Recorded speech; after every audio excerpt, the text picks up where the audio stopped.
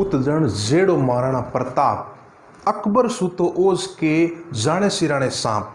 जी हाँ, आज हम बात करेंगे उस महान व्यक्ति की जिन्होंने एक बहुत बड़ी मुगल एम्पायर के कभी सामने झुका नहीं, कभी हारा नहीं, कभी हार मानी नहीं और अपनी मातृभूमि के लिए हमेशा वो जंगलों में भटके और कंदमूल खाए और परेशानियां और चुनौतियों को बड़े स्तर पर सामना किया। वो थे वीर शिरोमणि महाराणा प्रताप। तो आज हम महाराणा प्रताप के बारे में पढ़ेंगे और महाराणा प्रताप के जीवन परिचय, महाराणा प्रताप के सुलह कुल, अकबर की नीति सुलह कुल के बारे में, और महाराणा प्रताप और अकबर के बीच में संबंधों के बारे में, युद्धों के बारे में, ये सारी चीज़ें आज हम पढ़ेंगे। और इस टॉपिक में हर बार मेवाड़ से क्वेश्चन जब आता है तो महाराणा प्रताप से क्वेश्चन जरूर पूछा जाता है। तो आज हम उन सभी फैक्ट के ऊपर चर्चा करेंगे जहाँ से क्वेश्चन बनता है। तो सबसे पहले हम बात करते हैं महाराणा प्रताप का जीवन परिचय। जीवन परिचय की अगर हम बात करें तो महाराणा प्रताप का जन्म 9 मई 1540 को कुंभलगढ़ के बादल महल में हुआ था। और अगर विक्रम संवत की बात करें तो ज्येष्ठ शुक्ल तृतीया 1597। कई बार जो है ये पूछ लिया जाता है कि विक्रम संवत कौन से में महाराणा प्रताप का जन्म हुआ था, तो महाराणा प्रताप की तारीख तक जो है पूछी जाती है, इसलिए ये दोनों तारीख हमें पता होनी चाहिए। स्थान कुंभलगढ़ का बादल महल। पिता उदय सिंह और माता जयवंता बाई, और जयवंता बाई पाली नरेश अखिरा सोनगरा की पुत्री थी। तो इस प्रकार से यहाँ पर महाराणा प्रताप जो है उनको बचपन में कीका के नाम से पुकारा जाता। कीका, वैसे भील उनको कीका बोलते थे। कीका एक गुजराती शब्द है और ये हमेशा भीलों के साथ में रहे थे। और तो गुजराती में कीका का मतलब होता है बेटा, पुत्र, सन। तो इस प्रकार से कीका शब्द भी हमारे लिए इंपॉर्टेंट है। कीका के बारे में कई बार एग्जाम में क्वेश्चन पूछा गया है। राज्याभिषेक 28 फरवरी 1572 को गोगुंदा में हुआ था, जब उदय सिंह का निधन हो गया था और उसी समय इनका राज्याभिषेक हो गया था। लेकिन उदय सिंह ने अपना उत्तराधिकारी बनाया था जगमाल को। जगमाल को यानी कि बड़ी रानी धीरबाई के प्रभाव से जगमाल को उत्तराधिकारी घोषित करना पड़ा।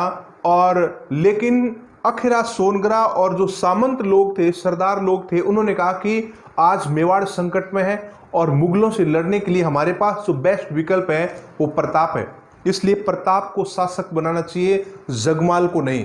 तो इस प्रकार से प्रताप के लिए बहुत बड़े स्तर पर सहमति बनी और प्रताप का राज्याभिषेक गोगुंदा में उसी समय हो गया था जहां पर उदय सिंह का निधन हुआ था। उसके बाद में वास्तविक जो राज्याभिषेक है, दूसरी बार 2 बार राज्याभिषेक हुआ है, वो कुंभलगढ़ में हुआ था और उस समय जगमाल को वहां से हटाया गया।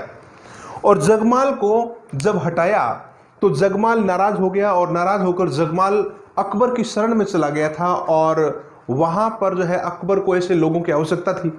अकबर ने जगमाल को सिरोही की जागीर प्रदान कर दी थी और सिरोही की जागीर वहीं पर 1583 में जगमाल की मृत्यु हो गई थी।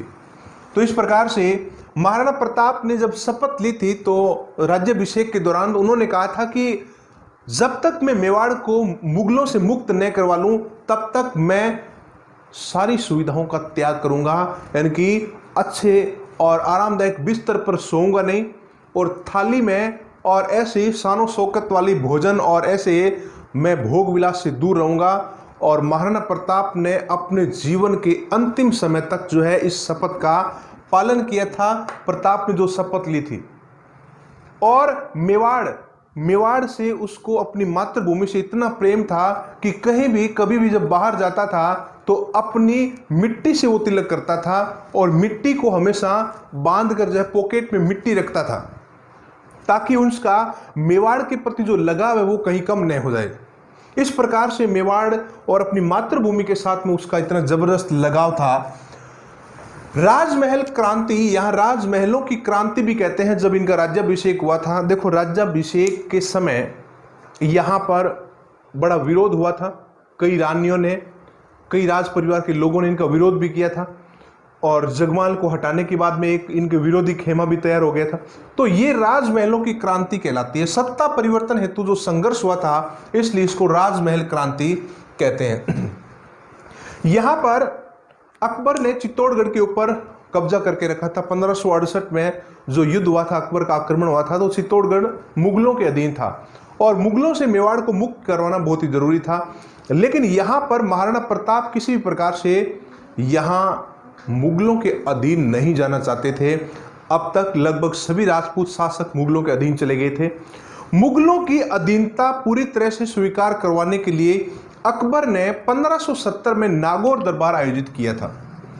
नागौर दरबार आमेर के राजा बारमल के सहयोग से आयोजित किया गया और इस दौरान राजपूताना को मुगलों के अधीन करना ही अकबर का मूल उद्देश्य था। लेकिन यहां पर मारवाड़ के चंद्रसेन और मेवाड़ के शासकों ने बिल्कुल मना कर दिया, यानी कि वो उसके खिलाफ थे। चंद्रसेन गए थे लेकिन वो बीच में उठकर आ गए। जब अधीनता स्वीकार करने की बारी आई तो उन्होंने कहा कि हम मुगलों की अधीनता स्वीकार नहीं करेंगे।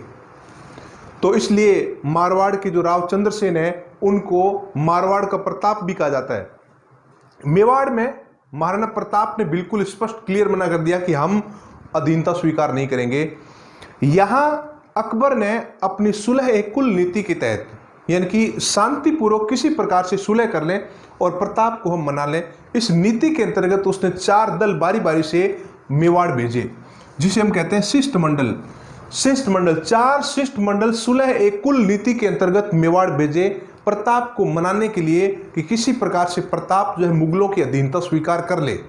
तो सबसे पहले यहां पर आए थे जलाल खां कोरसी। नवंबर 1572 में सर्दियों का टाइम था और महाराणा प्रताप ने उनको बताया कि देखो आपको आराम करना है तो यहाँ पर आप आराम कीजिए, ये आप ले लो अच्छी वाली रजाई और सो जाइए। देखो जलाल खान ने कहा कि ऐसा नहीं है, आप बातचीत कीजिए, बातचीत अगर आपको करनी है तो हम बातचीत के लिए तैयार है, लेकिन अधीनता स्वीकार करने की अगर बात कह दी तो हमारा खून खोल उठता है।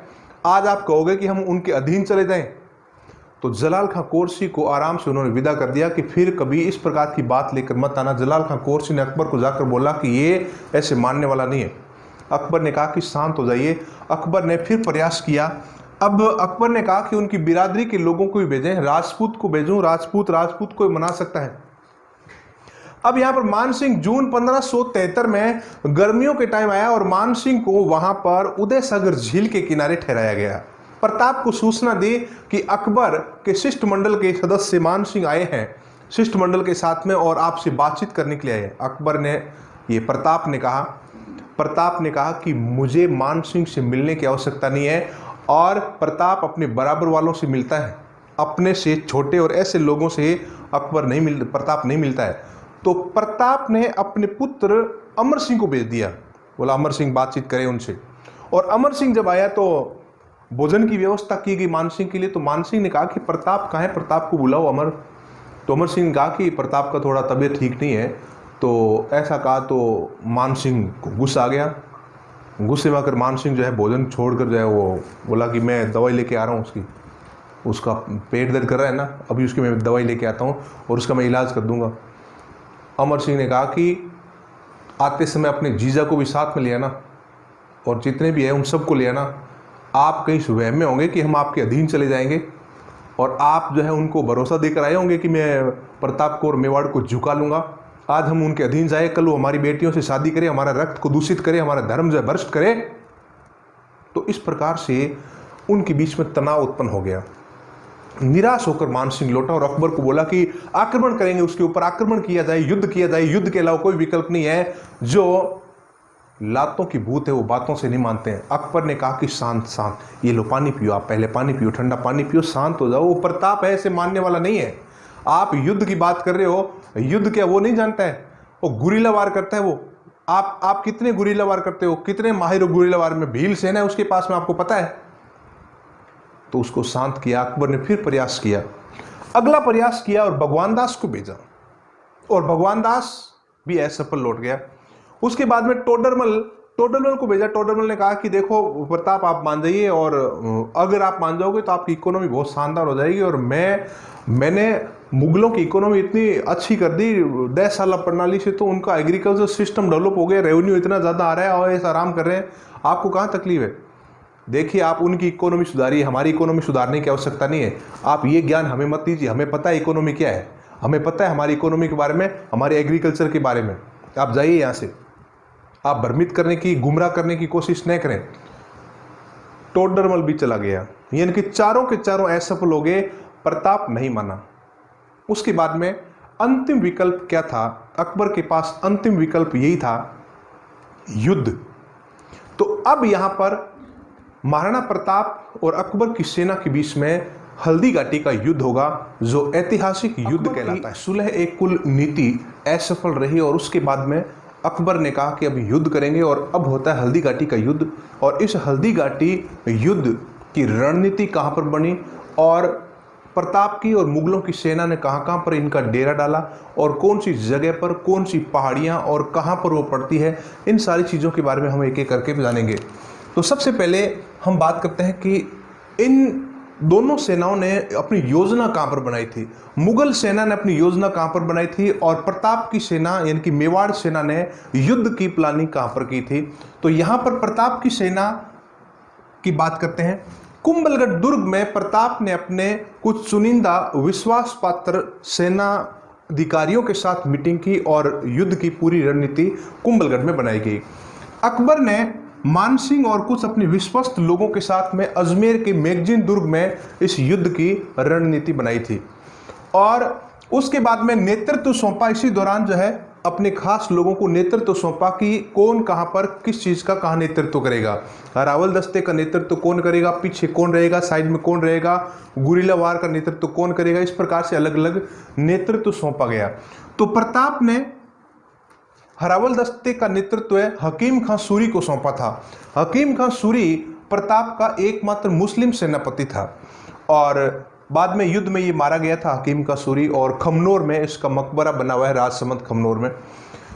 पूंजा भील सेना जो गुरिल्ला वार करती थी उनका नेतृत्व प्रताप ने सौंपा था पूंजा भील को। भील सेना का नेतृत्व कर रहे थे जो पहाड़ियों के पीछे से आकर जो है अचानक घात लगाकर हमला करना, ये काम जो है इनको दिया गया। मुगल सेना मानसिंह के नेतृत्व में युद्ध लड़ेगी, ऐसा अकबर ने जिम्मेदारी सौंपी थी मानसिंह को। और उसके साथ साथ आसफ खां भी थे और मेहतर खां को भी कुछ जिम्मेदारियां सौंपी गई थी। इस प्रकार से मुगल सेना का नेतृत्व और प्रताप की सेना का नेतृत्व, ये एग्जाम में क्वेश्चन पूछे जाते हैं। नेतृत्व करने वाले लोग कौन थे? मुगल सेना, प्रताप की सेना। उसके बाद में इन सेनाओं ने अपना डेरा कहां पर डाला? सेना का पड़ाव यहां पर मेवाड़ में एक गांव पड़ता है लो सिंह गांव। प्रताप की सेना ने यहां पर जो है अपना पड़ाव डाल लिया। यहां पर देखो गोगुंदा हिल और खमनोर की हिल जो है ये दो पहाड़ियां हैं, इनकी हम बात करेंगे। यहां पर तो पड़ता है मेवाड़ सेना का जो है अपना पड़ाव लो सिंह गांव और यहां पर मुगल सेना का पड़ाव जो है मोलेला गांव। तो मुगल सेना ने अपना पड़ाव डाला था मोलेला गांव, राजसमंद। लो सिंह और मोलेला दोनों ही राजसमंद में पड़ता है, लेकिन यहां पर क्या है कि उदयपुर इनके काफी निकट रहता है। तो इस प्रकार से लो सिंह और मोलेला दो गांव हमारे लिए इंपॉर्टेंट इसलिए है क्योंकि यहां पर इन सेनाओं ने अपना रात्रि का पड़ाव डाला था और यहां एकदम शांति से आकर रुक गए और सुबह होते ही उन्होंने युद्ध स्टार्ट कर दिया था। और ये युद्ध हुआ था 18 जून 1576 को। ये तारीख बहुत इंपॉर्टेंट है, 18 जून 1576 को, लेकिन ध्यान रहे कई जगह आपको 21 जून भी मिलेगा। डॉक्टर गोपीनाथ शर्मा जो राजस्थान इतिहास के लेखक है, उन्होंने 21 जून जो तारीख बताई है वो भी ऑथेंटिक ही मानी जाती है, लेकिन आरबीएसई बोर्ड की जो किताबें हैं उसमें 18 जून की तारीख है और ये भी ऑथेंटिक है। और अब तक जो क्वेश्चन पूछे गए हैं उसमें ये सही मानी गई है तारीख 18 जून 1576। हालांकि जिन तारीखों में अगर विवाद होता है तो ऐसा वो कोई तारीख नहीं डालते हैं, जैसे मान लो हल्दी घाटी का युद्ध कब हुआ, 18 जून भी डाल दिया, 21 जून भी डाल दिया, तो ये विवादित हो जाएगा, फिर क्वेश्चन को डिलीट करना पड़ता है। तो यहाँ पर जो है 18 जून अगर ऑप्शन में नहीं मिले आपको तो 21 जून जो है ऑप्शन में मिल जाएगा। तो इस प्रकार से आप इसका ध्यान रखें। चलिए हम आगे बढ़ते हैं। युद्ध की तैयारी मैदान में आ चुकी है दोनों सेना और यहाँ पर हल्दी घाटी पीली मिट्टी का जो क्षेत्र है, हल्दी जैसी जो मिट्टी वहाँ, इसलिए इसको हल्दी घाटी कहते हैं और ये राजसमंद में पड़ता है। देखो घाटी क्या होती है? घाटी दो पहाड़ियों के बीच में जो प्लेन होता है उसे घाटी बोलते हैं, जैसे बोलते हैं कश्मीर घाटी। इसी प्रकार से हल्दी घाटी है, दो प्रकार की दो पहाड़ियों के बीच में जो प्लेन है, प्लेन उसे बोलते हैं घाटी। तो पीली मिट्टी के कारण इसको हल्दी घाटी कहते हैं। यहां पर एक तरफ उदयपुर की गोगुंदा पहाड़ियां, दूसरी तरफ राजसमंद की खमनोर पहाड़ियां, इन दोनों के बीच में पड़ता है हल्दी घाटी, और यहां पर जो है ये युद्ध हुआ है दोनों सेनाओं के बीच में, ऐतिहासिक युद्ध। युद्ध की जैसे ही शुरुआत हुई, जैसे ही युद्ध की शुरुआत हुई, मान सिंह जो है अपने हाथी के ऊपर, मर्दाना हाथी, मान सिंह का हाथी जो था मर्दाना हाथी था, और महाराणा प्रताप अपने चेतक पर बैठा था, और चेतक को इस प्रकार से एड़ लगाकर दौड़ाया कि चेतक ने दोनों पांव जो है मान सिंह के जो हाथी है उसके ऊपर रख दिए, और फिर महाराणा प्रताप ने भाला मारा जोर से। लोहे का जो होदा होता है, होदा, उसमें आगे मान सिंह बैठा था और पीछे वो महावत बैठा था, और प्रताप ने भाला, इतना 80 किलो का भाला ऐसे मारा कि लोहे के होदे को चीरते हुए पीछे बैठे महावत के पीछे अंदर घुस गया वो भाला। मान सिंह साइड में होने के कारण मान सिंह बच गया था, और इसी दौरान चेतक की पांव के कट लग गया था। हाथी के सूंड में जो जहरीला खंजर बंधा हुआ था, हाथी ने सूंड को घुमाकर ऐसे मारा तो चेतक का पांव कट गया, और चेतक लड़खड़ाने लगा।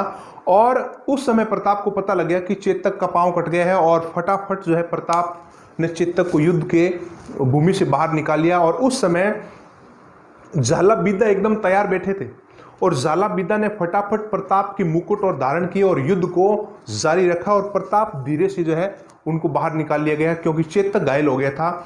और चेतक इतना समझदार था, चेतक को पता लग गया कि प्रताप के माइंड में क्या चल रहा है, और फटाफट प्रताप के इशारे से वो गया और नाले को पार करवा दिया, और वहां पर जाकर जो है चेतक गिर गया, और गिरते चेतक की मृत्यु हो गई। बताया जाता है कि चेतक को हार्ट अटैक हो गया था, हालांकि चोट बड़ी नहीं थी। चेतक सदमे में था कि मेरा मालिक जो है आज जो है इतने परेशानी में है, इतनी बड़ी समस्या में है, इसलिए चेतक उसको बर्दाश्त नहीं कर पाया, और चेतक की यहाँ पर जो है मृत्यु हो गई थी। यहाँ पर जो है दो गांव जो है हमारे लिए इम्पोर्टेंट है। एक तो गांव का नाम है कोल्यारी और एक का नाम है बलीचा। उदयपुर में पड़ता है कोल्यारी। कोल्यारी गांव में महाराणा प्रताप का और चेतक और घायल सैनिकों का इलाज हुआ था, और उसके बाद में बलीचा गांव में चेतक ने दम तोड़ दिया था। तो बलीचा गांव में हल्दी घाटी में पड़ता है ये सारा, आसपास ये छोटे छोटे गांव, तो वहां पर चेतक की समाधि बनी हुई है। हल्दी घाटी में चेतक की स्मारक बनी हुई है। तो इस प्रकार से यहां पर महाराणा प्रताप युद्ध भूमि से बाहर निकल गए, लेकिन वो युद्ध नहीं हारे थे, युद्ध भूमि से बाहर निकल गए, और अब ये युद्ध जो था वो अनिर्णायक युद्ध साबित हुआ। इसका अंतिम निर्णय नहीं हुआ। हालांकि यहां पर हम ये नहीं कह सकते कि अकबर जीता प्रताप हारा, या ना तो अकबर जीता और ना ही प्रताप हारा। डॉक्टर गोपीनाथ शर्मा ने इस युद्ध को अनिर्णायक युद्ध बताया है, लेकिन राज प्रशस्ति जो है, राज प्रशस्ति, मेवाड़ की राज प्रशस्ति, उसमें महाराणा प्रताप को विजेता बताया गया है। और तो ये इस प्रकार से थोड़ी सी कंट्रोवर्सी इसमें है, लेकिन युद्ध अनिर्णायक था।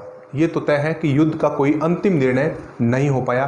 हालांकि अकबर की सेना ने, मुगल सेना ने हल्दी घाटी के ऊपर कब्जा कर लिया था, और इसके बारे में भी उल्लेख मिलता है कि मुहम्मदाबाद, इस जगह का नाम जो अकबर ने रखा था मुहम्मदाबाद, तो इस जगह के ऊपर उन्होंने कब्जा कर लिया था। लेकिन प्रताप ना तो वो प्रताप को पकड़ पाए और ना प्रताप को पराजित कर पाए। इस युद्ध के बाद महाराणा प्रताप की आर्थिक स्थिति बहुत कमजोर हो गई थी, और इस दौरान यहाँ पर दूत बनकर आते हैं बामा शाह। पाली के बहुत बड़े व्यापारी थे बामा शाह, और बामा शाह ने महाराणा प्रताप को बहुत बड़ी आर्थिक सहायता दी थी। इस दौरान महाराणा प्रताप को 25 लाख रुपए और 20,000 स्वर्ण मुद्राएं महाराणा प्रताप को देकर आप कहा कि आप जो है अपनी मातृभूमि के लिए लड़ाई जारी रखिए, धन की चिंता न करें। ये प्रताप की सेना का 12 वर्षों तक का मेंटेनेंस खर्च था, और महाराणा प्रताप आगे की तैयारियां उनसे करता रहा, और इसीलिए कर्नल जेम्स टोड ने बामा शाह को मेवाड़ का कर्ण कहा है। और इन्होंने इतनी बड़ी मेवाड़ की सहायता की, इसलिए मेवाड़ का इसको उद्धारक भी कहते हैं, दूसरा उद्धारक। मेवाड़ के पहले उद्धारक हमीर को कहा जाता है, राणा हमीर, और मेवाड़ के दूसरे उद्धारक जो है पाली के व्यापारी बामा शाह को कहा जाता है। अब यहाँ पर हम बात करेंगे जो एग्जाम में कई बार पूछे जाते हैं क्वेश्चन, कि हल्दीघाटी युद्ध को किसने गोगुंदा का युद्ध कहा, किसने खमनोर का युद्ध कहा, बनास युद्ध कौन सा है, हाथियों का युद्ध कौन सा है, मेवाड़ की थर्मोपल्ली कौन से युद्ध को कहा जाता है। इस प्रकार से इस हल्दीघाटी युद्ध के कई अन्य नाम भी हैं, तो उनके बारे में आप देखें। तो यहां पर देखो, सबसे पहले बनास नदी यहां पर बहती है। बनास नदी बहने के कारण यहां पर इसका नाम जो है, इस युद्ध का नाम बनास युद्ध भी पड़ा है। प्रायकर युद्ध नदी के किनारे होते थे ताकि सैनिकों को पीने का पानी जो है पर्याप्त मात्रा में मिल जाए, क्योंकि पानी अगर नहीं मिला तो फिर वो युद्ध से नहीं, प्यास से मर जाएंगे। और ये युद्ध जो है इतनी भीषण गर्मी में हुआ था, और जून का महीना तो इतनी गर्मी तपता है और इस दौरान पानी की बहुत ज़बरदस्त आवश्यकता होती है। तो नदी के किनारे ये युद्ध लड़ा गया, वो नदी है बनास नदी, इसलिए बनास युद्ध भी कहते हैं। गोगुंदा का युद्ध अकबर के दरबारी बदायूनी खां ने इस युद्ध का आंखों देखा वर्णन किया है अपनी पुस्तक मुंतफाक उल तारीख में। मुंतफाक उल तारीख में बदायूनी खां इस युद्ध का नाम लिखते हैं गोगुंदा का युद्ध। गोगुंदा पहाड़ियों की निकटता के कारण यहां इसका नाम जो है उन्होंने गोगुंदा का युद्ध कहा है। उसके बाद में अकबर के दरबारी अबुल फजल ने पुस्तक लिखी अकबरनामा, और इस अकबरनामा में उन्होंने लिखा कि युद्ध खमनोर का युद्ध, राजसमंद की खमनोर पहाड़ियों के पास में होने के कारण इसको खमनोर का युद्ध भी कहा जाता है। उसके बाद में मेवाड़ की थर्मोपल्ली, कर्नल जेम्स टोड ने इस युद्ध की तुलना की है प्राचीन यूनान के थर्मोपल्ली युद्ध से। प्राचीन यूनान में एक थर्मोपल्ली जगह का नाम है, वहां पर इसी प्रकार का युद्ध हुआ था मातृभूमि की रक्षा के लिए। तो कर्नल टोड ने उससे तुलना करते हुए कहा हल्दीघाटी का युद्ध मेवाड़ की थर्मोपल्ली। हाथियों का युद्ध भी इसको कहा गया है। हाथी, बड़ी संख्या में हाथियों ने भी युद्ध किया था, बहुत ही अच्छे बुद्धिमान हाथी, समझदार ट्रेंड हाथी वहां पर थे।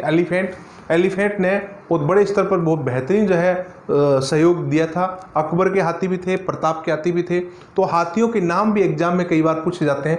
तो देखो, अकबर के हाथी थे गजराज और गजमुक्ता, और महाराणा प्रताप की जो मुख्य हाथी थे लूणा और राम प्रसाद। अकबर हमेशा प्रताप को कहता था कि राम प्रसाद मुझे दे दो, जितना पैसा चाहिए उतना ले लो, लेकिन प्रताप ने कभी भी राम प्रसाद को नहीं दिया।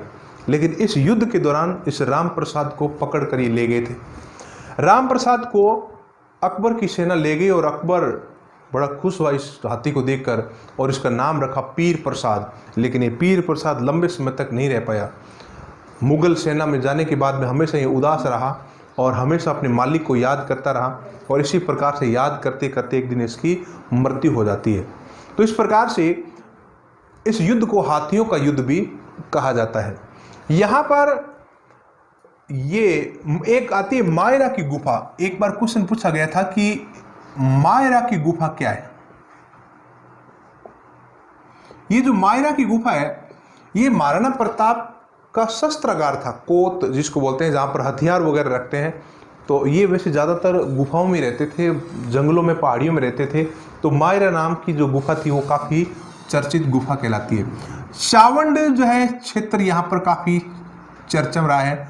चावंड जो है उदयपुर का चावंड, ये इनकी राजधानी रही है। महाराणा प्रताप ने चावंड को अपनी राजधानी बनाया था।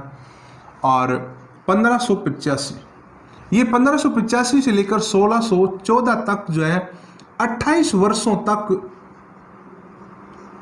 मेवाड़ की राजधानी रही है चावंड। प्रायकर ये आपातकालीन इमरजेंसी कैपिटल के रूप में इस्तेमाल की जाती थी। आपातकालीन राजधानी ये थी। अकबर को बहुत बड़ा झटका लगा। अब अकबर ने कहा कि हार तो मानना नहीं है, किसी भी प्रकार से युद्ध को जारी रखना है। तो हल्दीघाटी युद्ध के बाद भी मुगलों की सेना ने मेवाड़ के ऊपर बार बार आक्रमण किया। और अब यहाँ पर क्वेश्चन बनता है कि कब कब किस किस ने कितनी बार आक्रमण किया था। यहाँ पर अकबर के कई सेनापतियों ने मेवाड़ के ऊपर आक्रमण किए हल्दीघाटी युद्ध के बाद, तो वो हमारे लिए बहुत ही इम्पोर्टेंट है। तो सबसे पहले दरबार में जब अकबर बैठा था, तो हल्दीघाटी युद्ध हारने के बाद, यानी कि जीत न होने के कारण, अकबर ने कहा कि देखो, हम कहीं भी नहीं हारे, लेकिन मेवाड़ में हम हारे हैं। ऐसा कोई मेरे सामने बैठा है, मेरा कोई विश्वास पात्र जो महाराणा प्रताप को जिंदा या मुर्दा मेरे सामने ले आए, मेवाड़ को पराजित कर दे। एक आदमी ने हाथ खड़ा किया धीरे से, हाँ मैं हूँ, मैं। तुम कौन, मतलब तुम कौन? मैं बाज की तरह झपटता हूँ, और प्रताप तो क्या, मैं कई ऐसे प्रतापों को लाकर जो आपके कदमों में रख दूंगा, एक बार मुझे मौका तो दो। मैं बाज हूँ, बाज, शाहबाज है मेरा नाम, शाहबाज। तो यहाँ पर देखो, शाहबाज ने मेवाड़ के ऊपर 3 बार आक्रमण किए हैं, और ये 3 बार हल्दी घाटी युद्ध के बाद 1597, 1577, 1578 और 1579, ये तीनों के तीनों असफल किए महाराणा प्रताप ने, और इस शाहबाज की बहुत बड़ी बदनामी हुई थी। अकबर ने कहा कि उसके बाद में कभी मुझे ये मत कहना कि मैं बाज की तरह झपटता हूँ और मैं कई ऐसे प्रतापों को झपट कर ले आऊँगा। तो यहाँ पर जो है शाहबाज खां पराजित हो गया। उसके बाद में यहाँ नाम आता है अब्दुल रहीम खाने खाना, अकबर का विश्वास पात्र व्यक्ति। अकबर ने दरबार में कहा, और कोई है जिसको लग रहा है कि हम प्रताप को हरा देंगे, मेवाड़ को जो है मुगलों के साम्राज्य में मिला लेंगे? अब्दुल रहीम खान खाना ने हाथ खड़ा किया, एक बार मौका देकर तो देखो। और मुझे पूरा विश्वास है, कॉन्फिडेंस है कि मैं आज तक कभी हारा नहीं हूं, अपने जीवन में कभी हारा नहीं हूं, और ये तो मेरे लिए कुछ भी नहीं है। अकबर ने सैनिक नेतृत्व सौंप दिया अब्दुल रहीम खाने खाना को 1580 में, और खाने खाना मेवाड़ सेना से चित्त हो गया।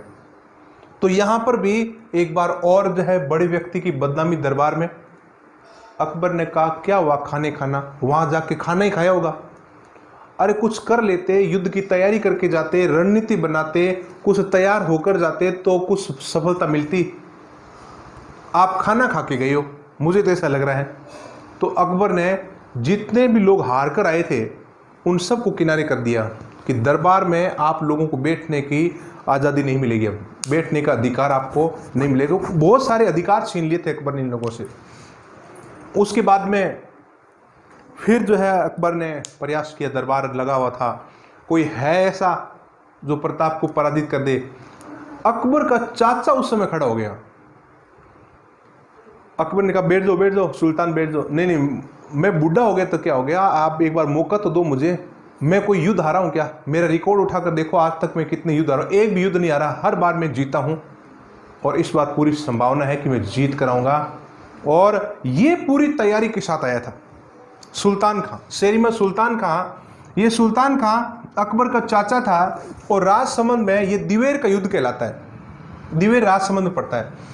तो 1582 में सुल्तान खां के नेतृत्व में मुगल सेना ने आक्रमण किया। इस दौरान महाराणा प्रताप ने इसको हल्के में लिया। प्रताप ने कहा कि बार बार ऐसे आक्रमण करते हैं, ये कभी जीत नहीं पाएंगे। तो महाराणा प्रताप ने अपने पुत्र अमर सिंह को भेज दिया। अमर सिंह को सैनिक नेतृत्व सौंप दिया राजपूत सेना का, और अमर सिंह को बोला कि बड़ी उछल कूद कर रहे हो जंगलों में, इधर भाला फेंक रहे हो, उधर भाला फेंक रहे हो, इधर घोड़े से ऊपर से जो है छलांग लगा रहे हो, अब देखता हूँ नेतृत्व करो युद्ध का, अभी तुम बड़े हो गए हो। अमर सिंह ने कहा, बिल्कुल, क्यों नहीं, एक बार मौका तो दो मुझे। तो अमर सिंह ने यहाँ इस दिवेर युद्ध का नेतृत्व किया था, और अमर सिंह राजपूत सेना को लेकर जो चला, और सबसे आगे अमर सिंह, इधर मुगल सेना आ रही है और सबसे आगे सुल्तान खां। अमर सिंह ने सुल्तान खां के घोड़े को देखकर अपने घोड़े को इस प्रकार से दौड़ाया उसके सामने, और पास में जाकर जोर से ऐसे भाला फेंका उसके सामने।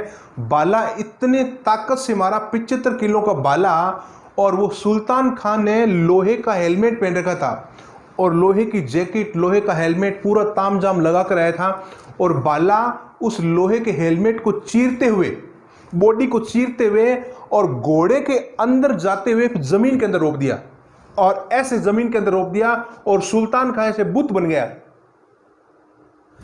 तो इस प्रकार से सुल्तान खां का जो दृश्य देखा मुगल सैनिकों ने, और उन्होंने भागकर वही मैराथन कर ली, और यही था मेवाड़ का मैराथन।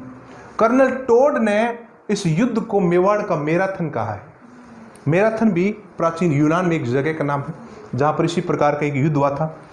तो ये था दिवेर का युद्ध, और दिवेर के युद्ध में अमर सिंह ने सुल्तान खां को पराजित किया, और मुगल सेना को एक बार और जो है बड़ा झटका यहां पर लगा। उसके बाद में अकबर ने कहा कि छोड़ो, अब इतना हम एनर्जी और कहीं लगाते, सेना खर्च और कहीं करते, तो हम इस देश को और ज़्यादा विस्तृत रूप पर हम कर लेते, साम्राज्य और बड़ा कर लेते।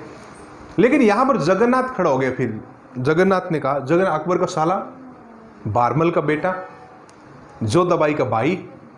तो यहां पर जगन्नाथ ने कहा कि जीजाजी एक बार मुझे आप मौका तो दीजिए। अकबर ने साले की लाज रखी, बोला कि जाओ सेना लेकर जाइए और हार कर नहीं आना, वो भी राजपूत और तुम भी राजपूत, देखता हूं मैं। और यहां पर जो है जगन्नाथ कछुआ बारमल का पुत्र 1584 में मेवाड़ के ऊपर आक्रमण किया था और मेवाड़ सेना से बुरी तरह से पराजित हुआ और वही मांडलगढ़ में लड़ते हुए मारा गया। तो मांडलगढ़ में इसकी मौत हो गई थी जगन्नाथ की। और वहीं पर 32 खंभों की छतरी भी बनी हुई है। ये क्वेश्चन पूछा गया है कि जगन्नाथ कछुआ की छतरी कहां पर है राजस्थान में, तो भीलवाड़ा के मांडलगढ़ में है 32 खंभों की छतरी। ये उस समय युद्ध में मारा गया था। इस प्रकार से अकबर का ये अंतिम युद्ध अभियान था मेवाड़ के खिलाफ। क्वेश्चन बनता है कि मेवाड़ के खिलाफ अकबर ने अंतिम युद्ध अभियान कब चलाया था? 1584 में जगन्नाथ कछुआ के नेतृत्व में चलाया था। तो ये इस प्रकार से यहां पर जो है हल्दीघाटी युद्ध के बाद बारी बारी से उन्होंने आक्रमण किया, लेकिन अकबर को कभी सफलता नहीं मिली। और अकबर ने इतना प्रयास करने के बावजूद भी सफलता नहीं मिली। तो अब अकबर ने कहा कि अब सफलता मिलने वाली भी नहीं है। 19 जनवरी 1597 को महाराणा प्रताप का निधन हो गया था। धनुष में तीर चढ़ाते समय जो है चोट लगी थी और उसी चोट के कारण प्रताप का निधन हो गया था 1597। महाराणा प्रताप की मौत की सूचना दुरसाडा, कवि दुरसाडा, उस समय अकबर लाहौर में था और दुरसाडा ने वहां जाकर जो दोहों के रूप में सूचना सुनाई अकबर को। और अकबर को जब महाराणा प्रताप की मृत्यु की खबर और इस प्रकार की सूचना मिली तो अकबर की आंखों में आंसू आ गए थे। यानी कि अकबर प्रताप की वीरता से इतना ज़्यादा प्रेरित था। तो कर्नल जेम्स टोड ने महाराणा प्रताप को मेवाड़ का केसरी कहा है, मेवाड़ का केसरी। यहाँ पर महाराणा प्रताप की जो छतरी है उसके बारे में भी क्वेश्चन पूछा जाता है। महाराणा प्रताप की छतरी बांडोली में पड़ती है और ये बांडोली जो है उदयपुर के चावंड में है। बांडोली भी कई जगह ऐसा लिखा होता है, बांडोली। और यहाँ पर जो है महाराणा प्रताप की छतरी है। और अगर चावंड आए लिखा हुआ एग्जाम में तो वो भी सही होगा। चावंड के पास में है बारडोली क्षेत्र और यहाँ पर महाराणा प्रताप की छतरी बनी हुई है। तो इस प्रकार से ये थे महाराणा प्रताप, जो कभी झुके नहीं और कभी हारे नहीं, कभी हथियार डाले नहीं और अपनी मातृभूमि की रक्षा के लिए ये हमेशा रात को भी तैयार रहे। इतने कष्ट सहन किए उसके बावजूद भी कभी इन्होंने हार नहीं मानी। सुजानगढ़ के प्रमुख कवि और लेखक कन्हैयालाल सेठिया ने महाराणा प्रताप के बारे में जो कविता लिखी है आपने भी कई बार सुना होगा। हरे घासरी रोटी जद बन बिलावड़ो ले भाग्यो, नन्नो सो अमरियो चीख पड़ियो राणा रो सोयो सो दुख जाग्यो। हूँ लड़ियो घणो हूँ सयो घणो, मेवाड़ी माण बचावण ने मैं पाछ नहीं राखी रणभूमि में, बेरिया रो खून बहावण ने। जय हिंद, जय भारत।